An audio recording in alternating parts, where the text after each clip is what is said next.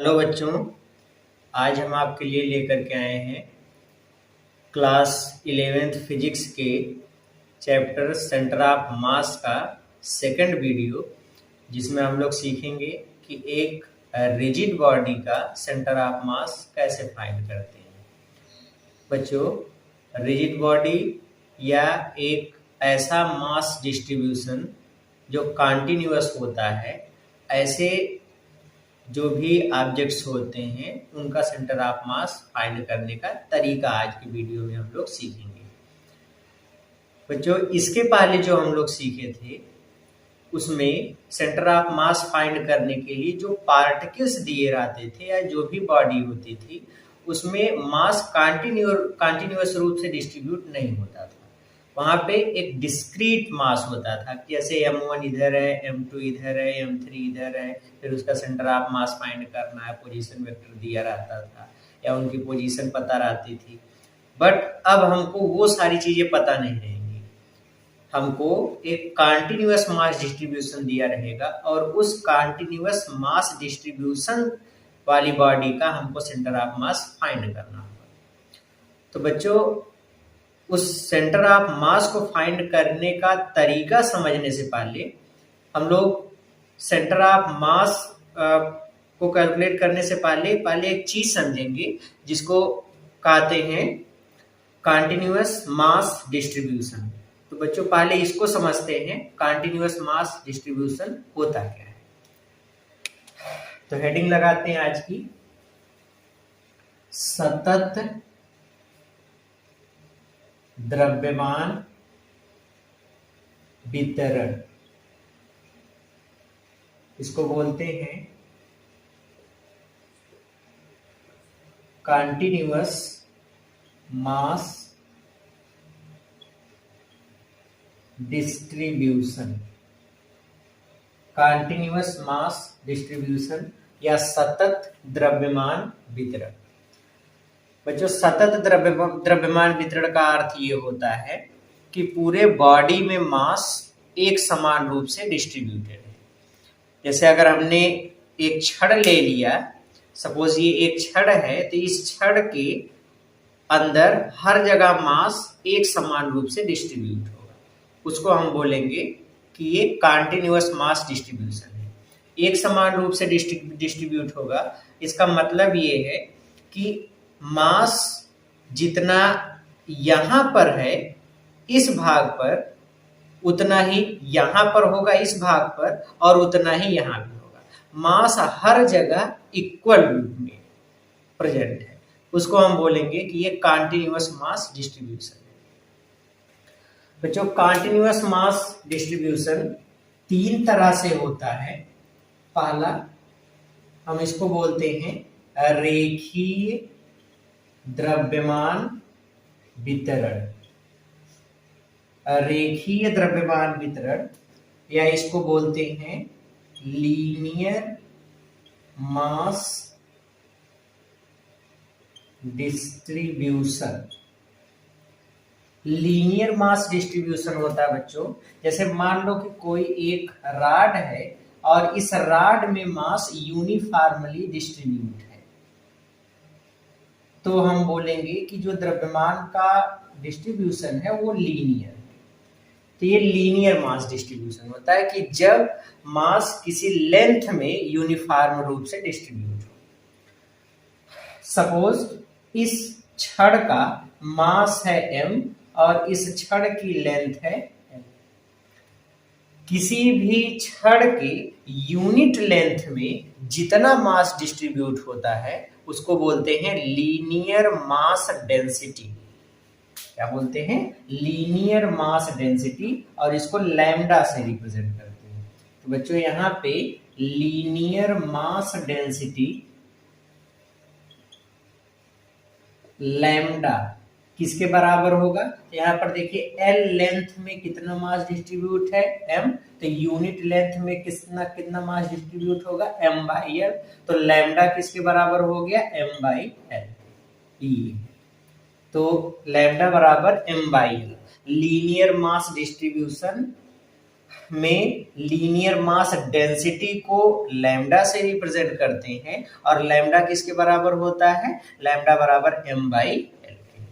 ये होता है लीनियर मास डेंसिटी। ठीक इसी तरीके से दूसरा डिस्ट्रीब्यूशन है, जिसको हम लोग बोलते हैं क्षेत्रीय या पृष्ठीय। क्षेत्रीय या इसी को पृष्ठीय भी बोलते हैं। द्रव्यमान वितरण, सरफेसियल या इसी को एरियल मास डिस्ट्रीब्यूशन बोलते हैं।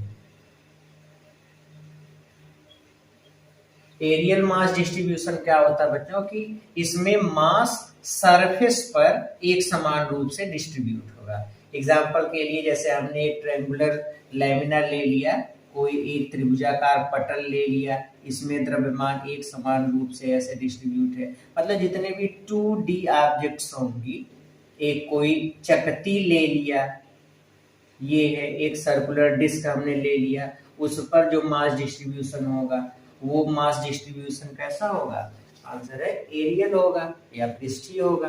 ऐसे एक हालो स्फीयर ले लिया, हालो स्फीयर पे देखेंगे अंदर से खोखला रहेगा, लेकिन बाहरी सतह पर उसके मास यूनिफॉर्मली डिस्ट्रीब्यूट रहेगा, तो हम बोलेंगे कि ये भी एक क्षेत्रीय या पृष्ठीय द्रव्यमान वितरण का एग्जाम्पल है। ये तो होता है बच्चों क्षेत्रीय द्रव्यमान वितरण, जब मास सरफेस पर यूनिफॉर्मली डिस्ट्रीब्यूट होता है। इसी में हम लोग एक कॉन्सेप्ट पढ़ेंगे जिसको बोलते हैं एरियल मास डेंसिटी या सरफेसियल मास डेंसिटी। बच्चों सपोज ये एक कोई रेक्टेंगुलर शीट है जिसका मास है m और इसका एरिया है a। यूनिट एरिया में जितना मास डिस्ट्रीब्यूट होता है, यूनिट एरिया में जितना मास डिस्ट्रीब्यूट होता है उसको बोलते हैं एरियल मास डेंसिटी, और इसको सिग्मा से रिप्रेजेंट करते हैं। एकांक क्षेत्रफल में वितरित द्रव्यमान की मात्रा को हम लोग पृष्ठ द्रव्यमान घनत्व बोलते हैं और सिग्मा से रिप्रेजेंट करते हैं। सिग्मा का फार्मूला होता है m/a।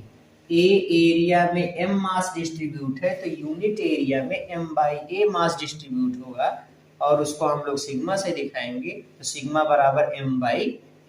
ये होता है एरियल मास डेंसिटी। नेक्स्ट इसी तरीके से है बच्चों तीसरा, जिसको हम लोग बोलते हैं आयतन द्रव्यमान वितरण। आयतन द्रव्यमान वितरण, या इसको इंग्लिश में बोलते हैं हम लोग वॉल्यूम मास डिस्ट्रीब्यूशन। क्या बोलते हैं? Volume mass distribution. नाम से क्लियर है बच्चों, वॉल्यूम मास डिस्ट्रीब्यूशन का मतलब है कि यहाँ पर मास पूरे वॉल्यूम में डिस्ट्रीब्यूट होगा।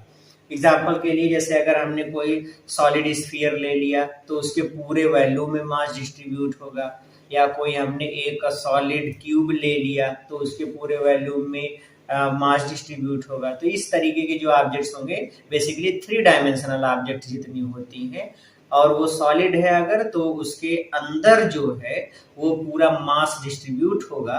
तो ऐसे डिस्ट्रीब्यूशन को हम लोग बोलेंगे वॉल्यूम मास डिस्ट्रीब्यूशन। ये सारी चीजें एक रिजिड बॉडी के लिए बताई जा रही हैं, तो ये होगा यहाँ पर वॉल्यूम मास डिस्ट्रीब्यूशन।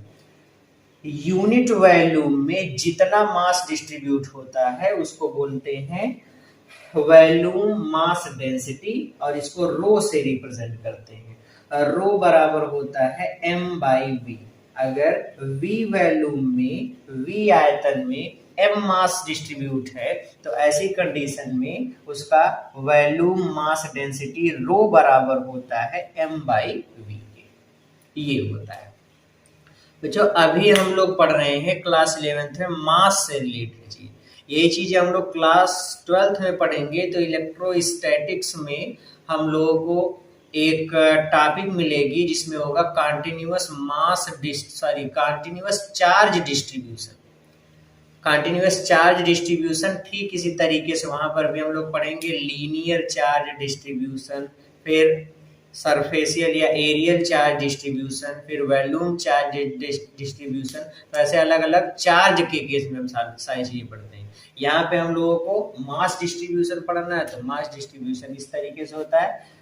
इसमें लीनियर मास डेंसिटी लैम्डा बराबर m/l, aerial mass density sigma बराबर m/a, volume mass density rho बराबर m/v। ये इंपॉर्टेंट फार्मूला है। आगे हम लोगों को ये फार्मूले का यूज बहुत करना है। जितने भी रिजिड बॉडी का सेंटर ऑफ मास हम कैलकुलेट करेंगे उसमें इसका यूज बहुत मिलने वाला है। तो इसको खूब बढ़िया से सब लोग लर्न कर लेंगे, याद कर लेंगे। अब देखते हैं बच्चों कि एक रिजिड बॉडी का सेंटर ऑफ मास कैसे फाइंड करते हैं।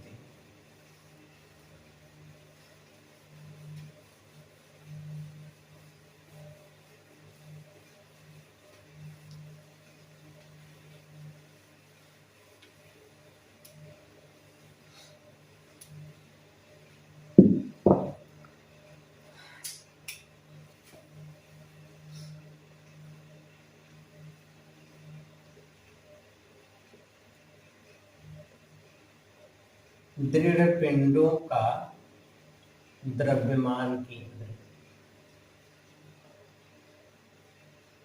सेंटर ऑफ मास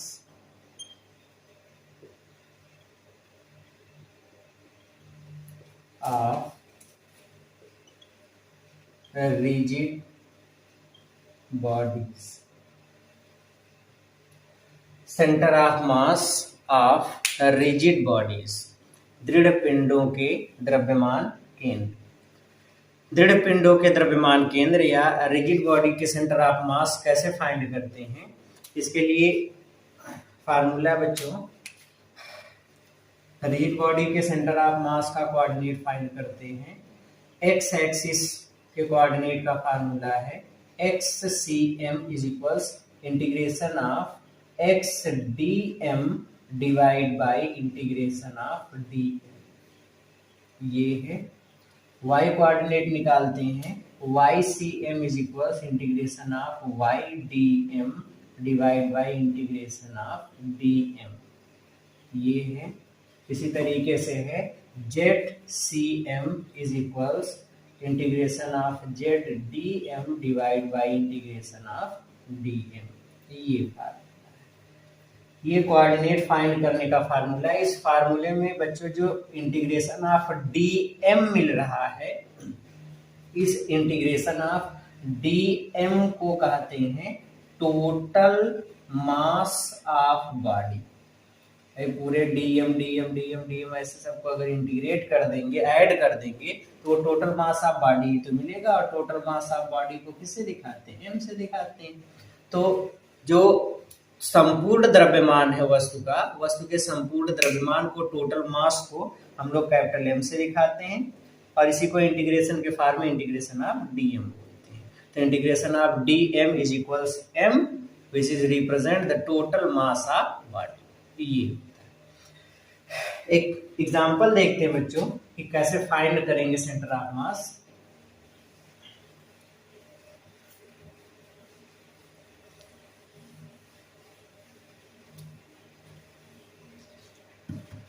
पहला एग्जांपल लेते हैं,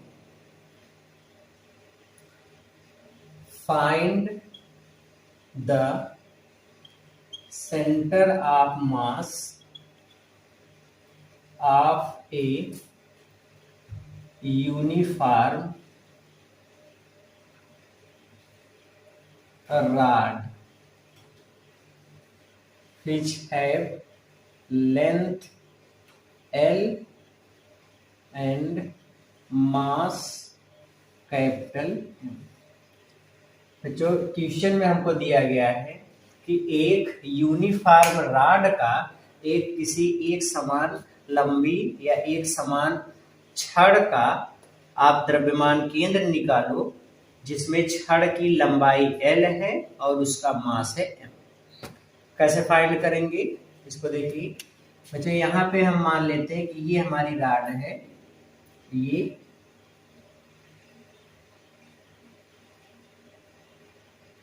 ये रॉड है,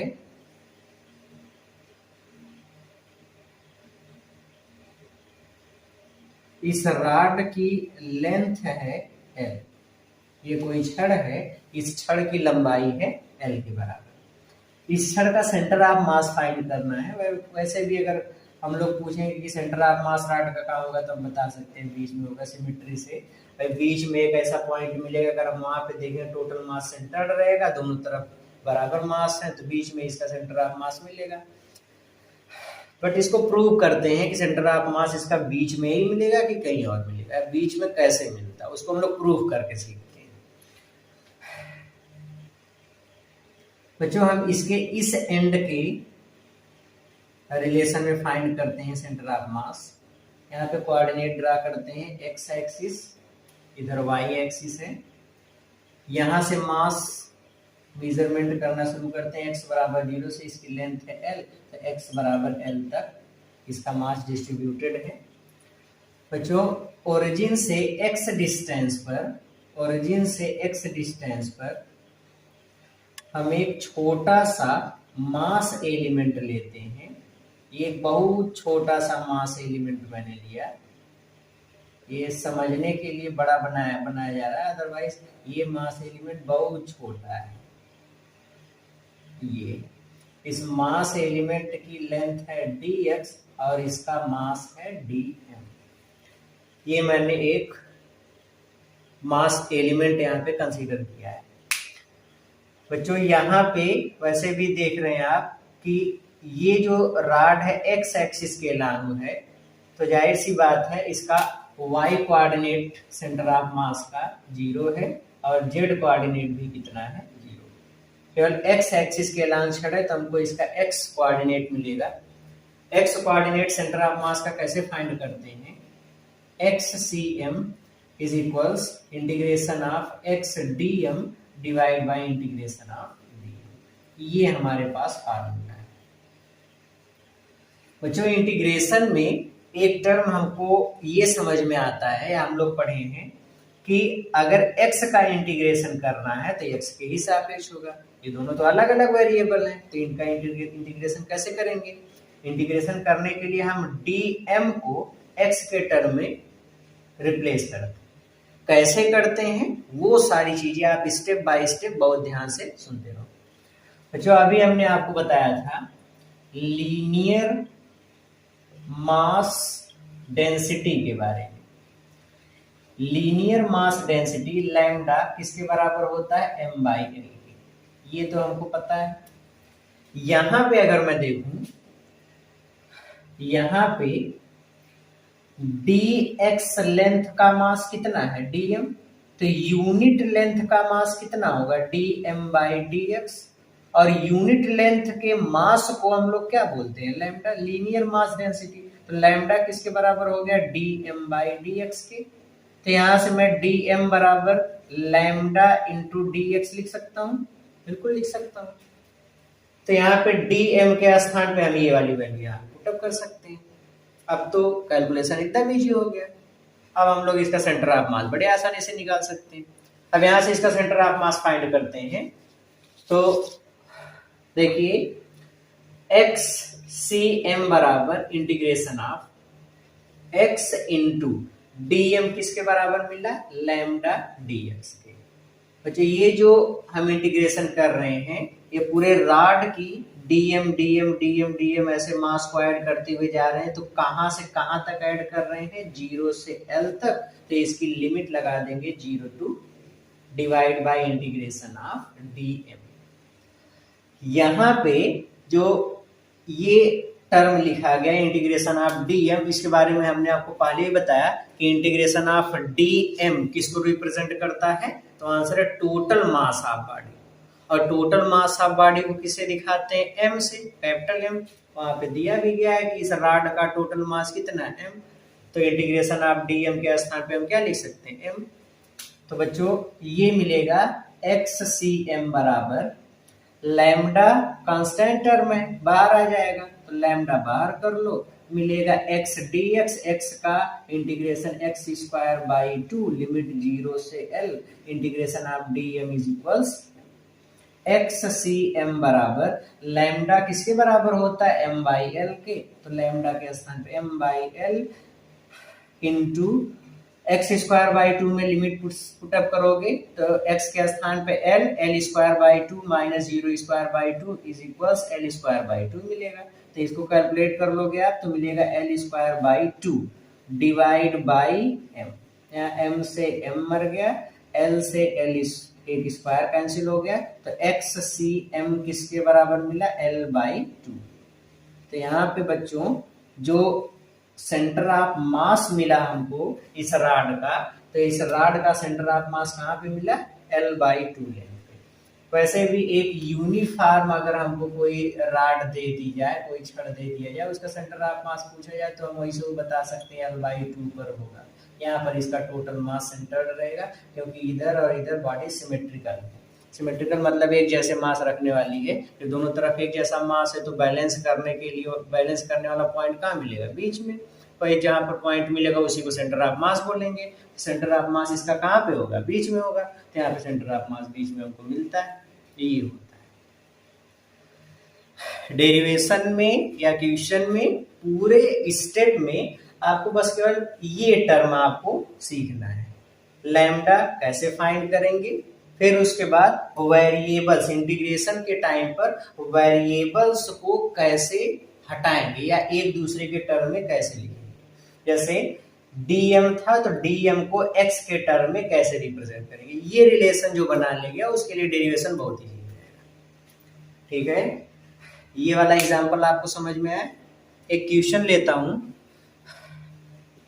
बहुत इंपॉर्टेंट क्वेश्चन है बच्चों। क्वेश्चन पूछा गया है एंट्रेंस में BHU के, उसका क्वेश्चन देखते हैं हम लोग।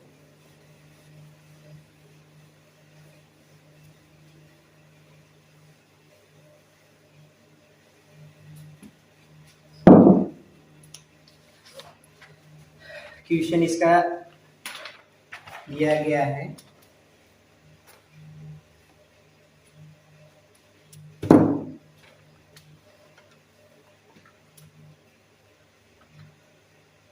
a rod has length L and mass m with lambda is equals 3x²/2. Find center of mass of this rod। आपको इस रॉड का सेंटर ऑफ मास फाइंड करना है। ये दिया गया बच्चों, ये पूछा गया क्वेश्चन है, एंट्रेंस का एक क्वेश्चन है। यहाँ पे आप देखो क्वेश्चन में कहा गया कि कोई रॉड है, उसकी लेंथ L है, उसका मास m है और इस बार वो रॉड यूनिफॉर्मली मास डिस्ट्रीब्यूशन की नहीं है। इसमें दिया गया कि लैम्डा एक वेरिएबल क्वांटिटी है, लैम्डा x पर डिपेंड कर रहा है, जैसे जैसे लेंथ चेंज होगी वैसे वैसे जो छड़ का मास है वो भी चेंज होता है। कहा गया इस छड़ का सेंटर ऑफ मास फाइंड करो। अब इस रॉड का सेंटर ऑफ मास कैसे निकालेंगे हम देखते हैं। यहाँ पे मैंने वो रॉड ले ली जो कि अनसिमेट्रिकल है, ये एक तरफ मोटी पतली ऐसे कुछ हो सकती है, ये रॉड है। इस रॉड की लेंथ दिया गया है कि इसकी लेंथ है L और टोटल मास किसके बराबर है m के। ये है कोऑर्डिनेट एक्सिस ड्रा करते हैं, x एक्सिस y एक्सिस। बच्चों यहाँ से हमको क्लियर है कि रॉड अगर इस तरीके से दी गई है तो इसका कोऑर्डिनेट होगा y CM में 0, z के लॉन्ग रीच 0, केवल x कोऑर्डिनेट हमको मिलेगा। x कोऑर्डिनेट कैसे फाइंड करेंगे,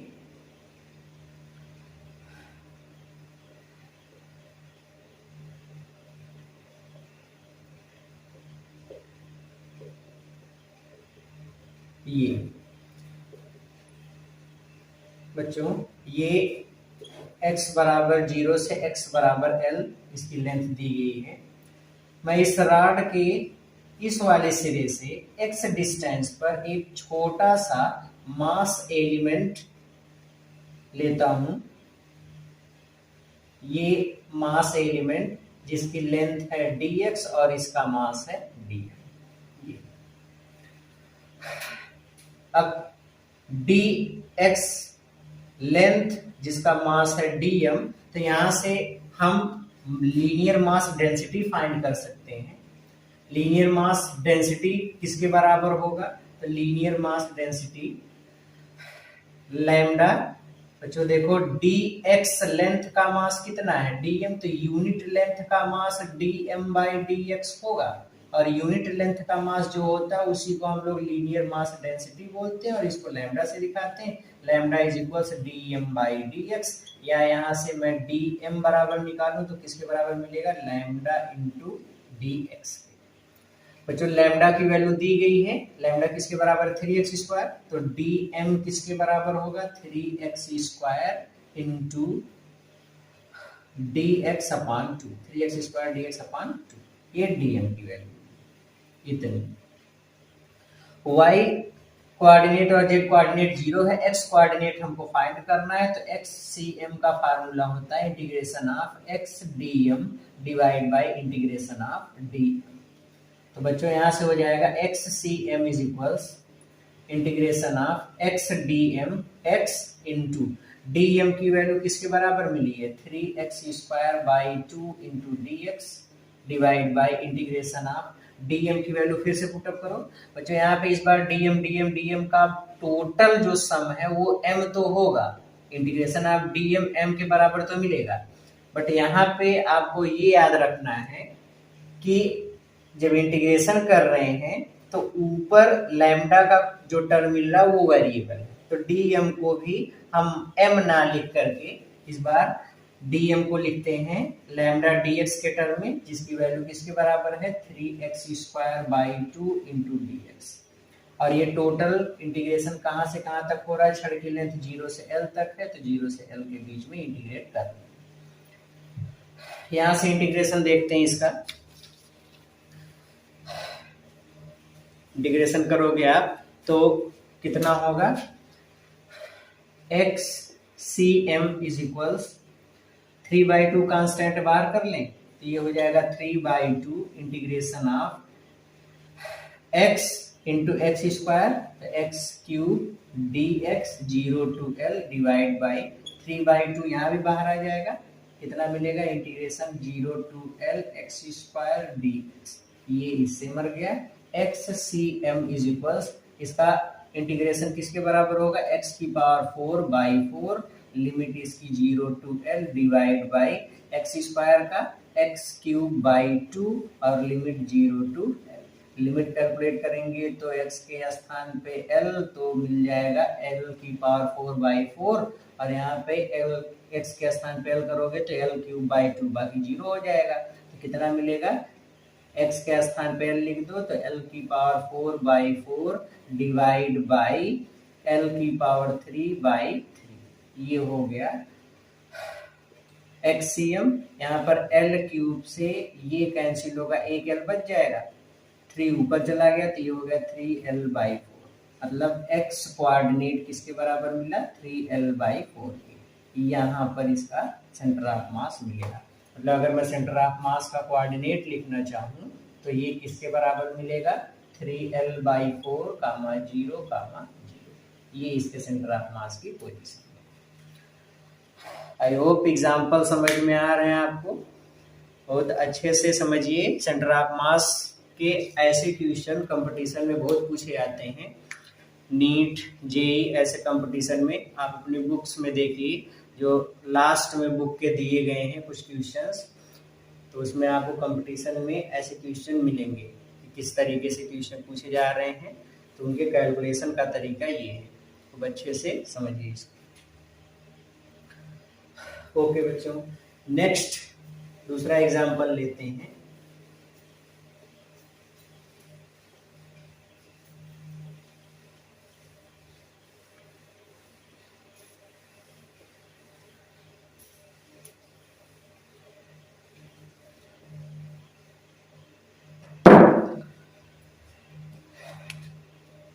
बच्चों इस बार क्वेश्चन है, दिया गया find the centre of mass of a semi circular ring, या वायर भी दे सकता है, स्टेटमेंट जो भी देना चाहे वो दे सकता है। तो जो क्वेश्चन है, find the centre of mass of a semi circular ring या वायर।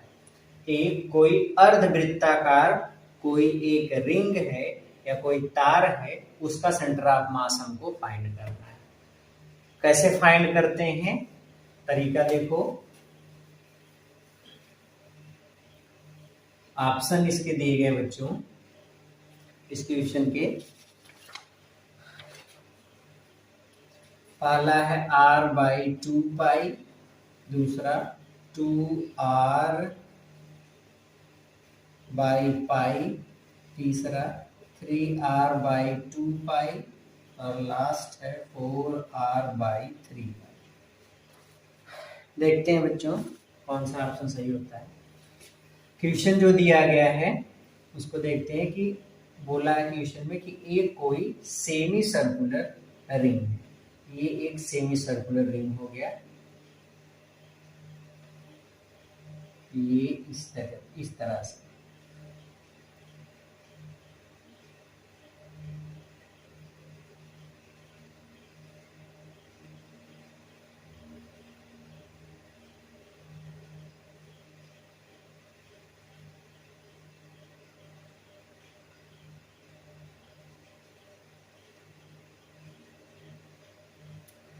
ये एक सेमी सर्कुलर रिंग हो गया,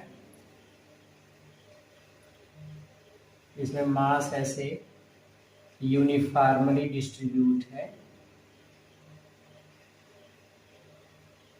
ये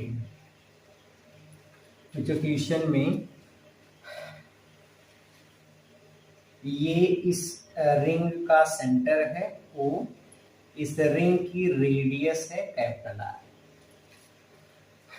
अगर बच्चों पूछा जाए इसका सेंटर ऑफ मास कहाँ पर होगा, तो जनरली हम लोगों को एक चीज तो ये समझ में आ रही है कि इसका सेंटर ऑफ मास, अगर ये पूरा सर्किल होता, अगर ये पूरा सर्कुलर रिंग कंप्लीट सर्किल होता तो सेंटर ऑफ मास इसका सेंटर पर होता।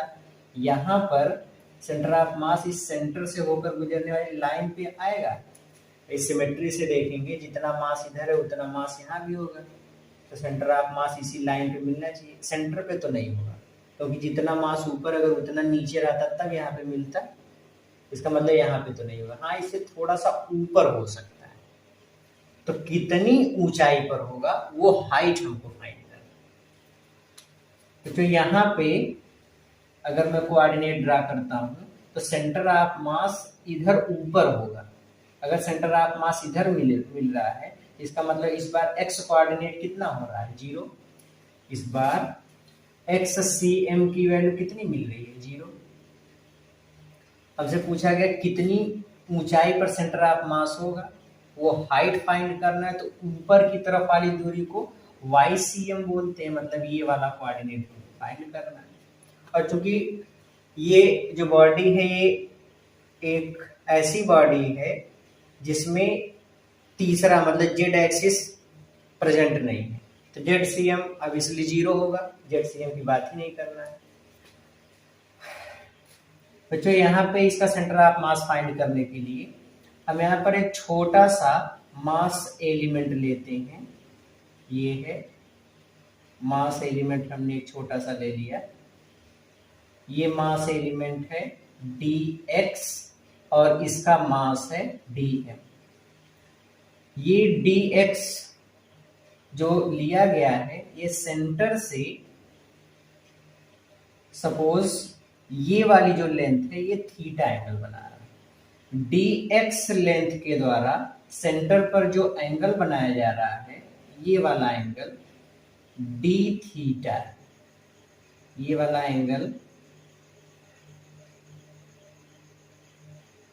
ये है डी थीटा। वैसे फिगर को यहाँ पे ड्रा करता हूँ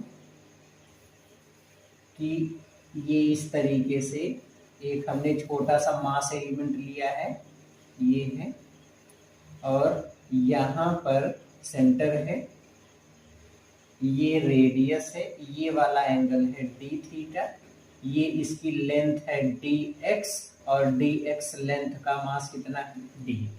ये सिचुएशन कुछ इस तरीके से। अगर बच्चों मैं डी एक्स, डी थीटा और आर का रिलेशन बनाऊं तो एंगल इज इक्वल्स अर्क अपॉन रेडियस होता है। तो यहाँ से अर्क is equals angle into radius मिलेगा। तो हम यहाँ से ये लिख सकते हैं रिलेशन कि डी एक्स किसके बराबर होगा, आर डी थीटा। ऐसे लिखा जा सकता है। इस पूरे वायर की अगर जो यहाँ से यहाँ तक वायर की लेंथ की बात की जाए तो इसकी लेंथ कितनी होगी। अगर ये कंप्लीट सर्किल होता तो कंप्लीट सर्किल की जो सरकमफ्रेंस होती है 2 पाई आर। ये हाफ सर्किल है तो इसकी लेंथ यहाँ से यहाँ तक कितनी होगी, पाई आर। भाई एक वृत्त की परिधि होती है 2 पाई आर, ये अर्ध वृत्त है तो उसकी परिधि कितनी होगी 2 पाई आर बाई 2 मतलब पाई आर। इसकी लेंथ टोटल कितनी होगी, पाई आर। अरे भाई एक वृत्त की परिधि कितनी होती है 2 पाई आर, यही तो होती है। मैंने कहा आधा काट के निकाल दो, खाली आधा बच रहा है तो आधे की परिधि कितनी होगी, आधा कर दो, ये इससे मर गया, मतलब कितना मिलेगा, पाई आर। ये इसकी परिधि होती है। तो बच्चों यहां से अगर मैं लीनियर मास डेंसिटी फाइंड करूं, लीनियर मास डेंसिटी, इसको लैम्डा से दिखाते हैं। इस टोटल रिंग का मास मान लेते हैं कैपिटल एम है। तो बच्चों यहां से यहां तक जो रिंग की लेंथ है वो कितना है, पाई आर। पाई आर लेंथ का मास कितना है, एम। तो यूनिट लेंथ का मास कितना होगा, एम बाई पाई आर। और यूनिट लेंथ के मास को ही किससे दिखाते हैं, लैम्डा से। तो लैम्डा किसके बराबर मिला, एम बाई पाई आर, इसके बराबर मिला। एक चीज इसमें ये भी है कि लैम्डा को हम ऐसे भी कैलकुलेट कर सकते हैं, चूंकि डी एक्स लेंथ का मास है डी एम, तो यूनिट लेंथ का mass D M by D X, और इसी को हम लैम्डा बोलते हैं। तो लैम्डा बराबर d M by D x, इसके बराबर मिला। इन दोनों में दोनों के लेफ्ट इक्वल हैं तो राइट भी इक्वल हो सकते हैं, और राइट इक्वल करेंगे तो ये किसके बराबर मिलेगा, m by pi r is equals d M by D x. यहां से अगर मैं डी एम निकालूं तो इसका इधर मल्टीप्लाई हो जाएगा, तो ये किसके बराबर मिलेगा, d m is equals m by pi r into d x. अब ये तो dm की वैल्यू मिल गई। बच्चों dx की वैल्यू हम देख रहे हैं यहाँ पे किसके बराबर है, आर डी थीटा के। तो dx के स्थान पे क्या लिखा जा सकता है, आर डी थीटा। तो वैल्यू रख लेते हैं, यहाँ पे आप वैल्यू रखोगे, इधर कैलकुलेट करते हैं। dm किसके बराबर है, m by pi r into d x, r d theta. इसके इक्वल हो गया। यहाँ r से r कैंसिल हो गया, कितना मिलेगा, dm is equals m by pi into D theta. कोई डाउट है किसी को, एक बार स्टेप देख लेते हैं। ये लैम्डा का मान इतना हो गया, dx का इतना, तो लैम्डा बराबर dm बाई dx, दोनों के लेफ्ट बराबर है, राइट इक्वल कर दिया। dm बराबर dx इंटू इतना, फिर dm बराबर इतना है, dx की value r into D theta है, इसके स्थान पे r इंटू डी थीटा कर दिया, r से r मर गया, इतना मिला। dm बराबर m अपान पाई इंटू डी थीटा। ठीक है, ये बच्चों dm की वैल्यू हमको मिली है। अब देखो y कोऑर्डिनेट निकालना है। y कोऑर्डिनेट मान लेते हैं ये वाली डिस्टेंस y डिस्टेंस पर हमने ये एलिमेंट लिया है, ये वाली डिस्टेंस है y के बराबर, तो y किसके बराबर मिलेगा बच्चों? देखो ये एक राइट एंगल ट्रायंगल बन रहा है, राइट एंगल ट्रायंगल में ये वाली डिस्टेंस रेडियस होगी, यहां से यहां तक की डिस्टेंस ये रेडियस होगी, ये कर्ण हो गया, ये लंब हमको निकालना है, लंब बटे कर्ण बराबर साइन थीटा, तो लंब बराबर r साइन थीटा। यहाँ पे स्टेप में लिखता हूं, यहाँ पे देखो ये लंब है, ये कर्ण है, लंब y कर्ण r, तो y बटे r बराबर साइन थीटा, या y बराबर निकालूंगा तो r साइन थीटा, ये होगा। मतलब y किसके बराबर मिल रहा है यहाँ पे? r sine theta. y coordinate हमको फाइंड करना है, तो फार्मूला लगा दो। YCM का फार्मूला क्या होता है? Integration of y dm divide by integration of dm। YCM is equals integration of y किसके बराबर है बच्चों? r साइन थीटा, तो r sine theta into dm की वैल्यू हम निकाल चुके हैं, किसके बराबर है? m upon pi into D theta divide by integration of dm। Integration of dm total mass होता है, टोटल मास किसके बराबर है? m, तो कैपिटल M कर दो, ये हो गया। ये बच्चों लिमिट की रही बात कि यहाँ पे हम कहाँ से कहाँ तक इंटीग्रेट कर रहे हैं, तो बच्चों यहाँ पे थीटा आ गया, तो थीटा का मतलब हमको एंगल के टर्म में लिमिट लिखना है। यहाँ से अगर एंगल नापना शुरू करोगे तो थीटा बराबर 0 से स्टार्ट होगा, और यहाँ से चलते चलते हाफ सर्किल का एंगल कितना होता है? पाई, 180 डिग्री। लिमिट इसकी आ गई 0 से पाई। ये हो गया YCM इज इक्वल्स, यहाँ पे कांस्टेंट टर्म क्या है? r m अपान पाई, बाहर आ जाएगा r m अपान पाई, और बटे में ही क्या है? m integration of sine theta d theta. Sine का इंटीग्रेशन कितना होता है? माइनस कास थीटा, और लिमिट इसकी 0 से पाई। यहाँ m से m मर गया, तो मिलेगा कितना? YCM is equals r by pi into limit put up करो, minus cos pi minus cos 0, इतना हो गया। ये जो कैलकुलेशन हो रहा है, कास पाई का मान -1, माइनस का माइनस में गुणा हो गया तो 1, कास 0 की वैल्यू 1, तो यहाँ -1 है, आगे माइनस तो मतलब 1, तो ये 1 और ये 1, टोटल वैल्यू कितनी हो गई? 2, तो 2 से मल्टीप्लाई कर दिया, तो YCM किसके बराबर मिला? 2r बाई पाई, ये इसके बराबर। ये तो बच्चों सेंटर ऑफ मास का कोऑर्डिनेट जो हमको मिलेगा सेमी सर्कुलर रिंग का, तो सेमी सर्कुलर रिंग का सेंटर ऑफ मास कितना होता है? x कोऑर्डिनेट में 0, y कोऑर्डिनेट में 2r बाई पाई, और z कोऑर्डिनेट में 0, ये सेंटर ऑफ मास। तो हमको y कोऑर्डिनेट फाइंड करना था, सेंटर ऑफ मास कहाँ पे मिल रहा है? 2r बाई पाई, मतलब यहाँ पे ऑप्शन 2 इज राइट आंसर। ये इसको कैलकुलेट करने का तरीका है। सेम जिसको ये पूरा कॉन्सेप्ट समझ में आ जाएगा कि कैसे फाइंड किया गया है, वो फाइंड कर सकता है इससे रिलेटेड और दूसरे क्वेश्चन को। मैं आपको एक क्वेश्चन दे रहा हूँ, इसको सब लोग सॉल्व करेंगे, सॉल्व करके कमेंट में बताएंगे कि आंसर कौन सा सही है। फिर इसके बाद इसका सोल्यूशन हम नेक्स्ट वीडियो में देंगे। जो वीडियो नेक्स्ट आएगा सेंटर ऑफ मास का, उस पर हम आपको बताएंगे कि इसका सोल्यूशन क्या है। फिलहाल ये क्वेश्चन आप खुद से ट्राई करोगे, ठीक है? तो क्वेश्चन बता देते हैं। क्वेश्चन सेम इसी तरीके से है।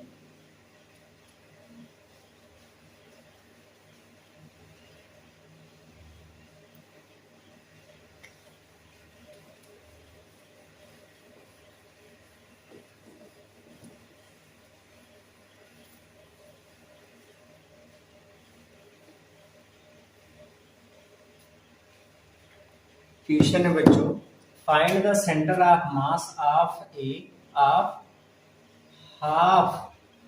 Of semi circular ring.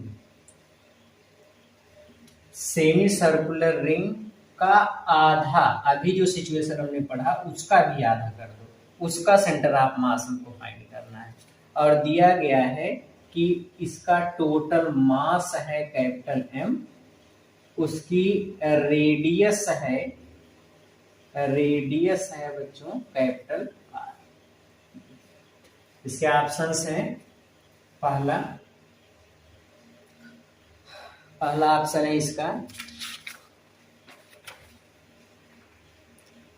2r/π, दूसरा 5r/3π, तीसरा 4r/3π, चौथा r/2π।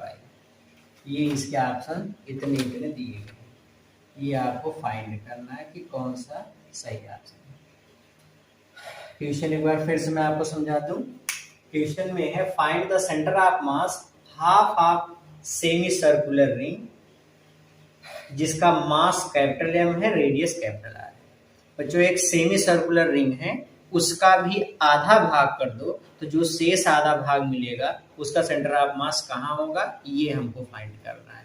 तो फाइंड आउट करेंगे और देखेंगे कि इसमें कौन सा ऑप्शन सही है। जो ऑप्शन सही लगे उसको आप कमेंट में करके बताओगे, लेकिन सॉल्व करने के बाद।